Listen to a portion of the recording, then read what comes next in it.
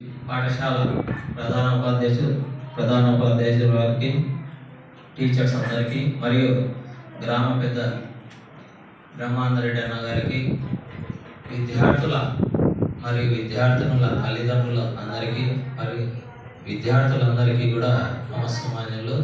ముఖ్యంగా ప్రతి సంవత్సరానికి ఒక్కసారి తల్లిదండ్రులు పాఠశాలకు వచ్చి వారి పిల్లలు ఏ విధంగా చదువుకుంటున్నారనేది తెలుసుకునే సమయం కూడా వాళ్ళకు ఉండడం లేదనే ఉద్దేశంతో ప్రభుత్వం ఏం చేసిందంటే ఒక కార్యక్రమం కిందన్నా ఏర్పాటు చేస్తే అందరూ వస్తారు, వాళ్ళ పిల్లలు ఏ రకంగా చదువుకుంటున్నారు, వాళ్ళ బాగోగులు ఎలా ఉన్నాయి, ఏ సబ్జెక్ట్లో ముందంజలో ఉన్నారు, ఏ సబ్జెక్ట్లో వెనకబడి ఉన్నారు, ఏ టీచర్ వాళ్ళకు ఏ సబ్జెక్ట్ బోధిస్తున్నారు, ఎక్కడ వాళ్ళు వీక్గా ఉంటే ఆ టీచర్తో మాట్లాడి ఆ వీక్ అనేది ఓవర్కమ్ అవుతారు. ఎక్కడైతే డల్గా ఉన్నారో పిల్లలు, ఏ సబ్జెక్ట్లో డల్గా ఉన్నారో, ఎందుకు డల్గా ఉన్నారు, ఆ డల్నెస్కు కారణం ఏంటి అంటే పిల్లలు చదువుకోలేకపోవడమా, వారికి ఏమన్నా సార్ వారు అందించే ఇన్పుట్స్ అర్థం కాకుండా ఉన్నప్పుడు మన సైడ్ నుంచి కూడా సార్ మీరు చెప్పిన సబ్జెక్ట్ మా వాళ్ళు ఆకలింపు చేసుకోలేకున్నారు, ఇంకా కొంత విశదీకరంగా చెప్పండి, మా వాళ్ళకు మైండ్లోకి వెళ్తుంది. వాస్తవం ఇక్కడ ఆ రకమైన ఫీడ్బ్యాక్ కోసమే ఈరోజు ఈ మీటింగ్ ఏర్పాటు చేయడము.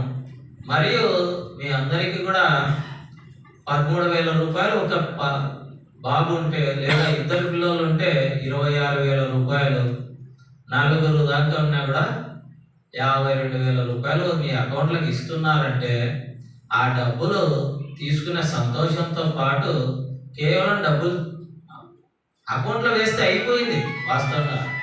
కానీ మీ సంతోషం మీకు ఏ రకంగా అనుభూతి వస్తుంది, దాని డబ్బులను జాగ్రత్త పరుచుకొని పిల్లల భవిష్యత్తుకు ఏ రకంగా వాడుకుంటాము అనేది మీ నుంచి తెలుసుకోవాలని చెప్పేసి గవర్నమెంట్ ఈ ప్రోగ్రాం పెట్టింది తప్ప ఏదో ఒక మీటింగ్ నామకే వస్తు మీటింగ్ మాదిరి పెట్టాలని కాదు.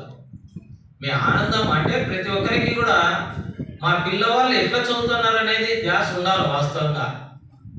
అదే ప్రైవేట్ స్కూళ్ళల్లో ఇంత అవసరం లేదు, వాళ్ళు ఎప్పుడో చేస్తారు, అది గవర్నమెంట్ మనం చెప్పకుండా కూడా టీచర్ ఆ తల్లిదండ్రులు టీచర్ దగ్గరికి వెళ్ళి అడుగుతూ ఉంటారు, మా పిల్లోనికి ఏం సార్ ఏ రకంగా ఉన్నాడు, మార్కులు ఎట్లున్నాయి, ఎందుకు మా వాడు మ్యాథ్స్లో డల్గా ఉన్నాడు, మా వాడికి ఫిజిక్స్ ఎందుకు తక్కువ వస్తుంది, మా వాడికి సార్ అన్ని బాగానే ఉన్నాడు, తెలుగులో తక్కువ ఉన్నాయి మార్కులు, మా వాడి అక్షరాలు కొంచెం బాగలేవు, దాన్ని కూడా ఇంప్రూవ్ చేసేదానికి మీ సైడ్ నుంచి కూడా కొంత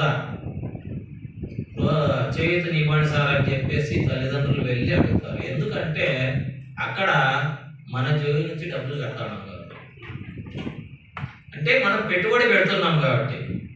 ఇక్కడ అంతా కూడా ఉచితమే, పిల్లవాడు స్కూల్కి రానికి, వారి ఇంటికాడ నుంచి రెడీ అయ్యి వచ్చేదానికి వాళ్ళ డ్రెస్సు ఫ్రీగానే ఇస్తుంది గవర్నమెంట్, బుక్స్ ఫ్రీగానే అందజేస్తున్నారు, సమయానికి అల్పాహారం మాదిరి మనకు రాగి జాబ్ అనేది ఇస్తున్నారు, తర్వాత మధ్యాహ్నం భోజనం పెడుతున్నారు.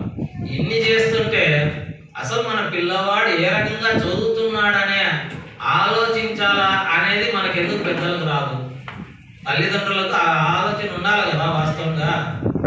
ఇంకా వాళ్ళకు మన పిల్లలు చదువుతుంటారు, ఏ రకంగా చదువుతున్నారు అనేది మనం స్కూల్కి వచ్చి తెలుసుకొని టీచర్లతో మీరు మాట్లాడినప్పుడు ఏమవుతుందంటే పిల్లల్లో మా అమ్మ నాన్న కూడా మా చదువు మీద వాళ్ళకు కేర్ ఎక్కువ ఉంది, అంటే జాగరూకత ఎక్కువగా ఉంది కాబట్టి మనము ఎలా ఇంకా మంచి మార్కులు తెచ్చుకోవాలి, ఇంకా ఏ రకంగా చదువుకోవాలి అనే ఆలోచన వారికి కూడా వస్తుంది.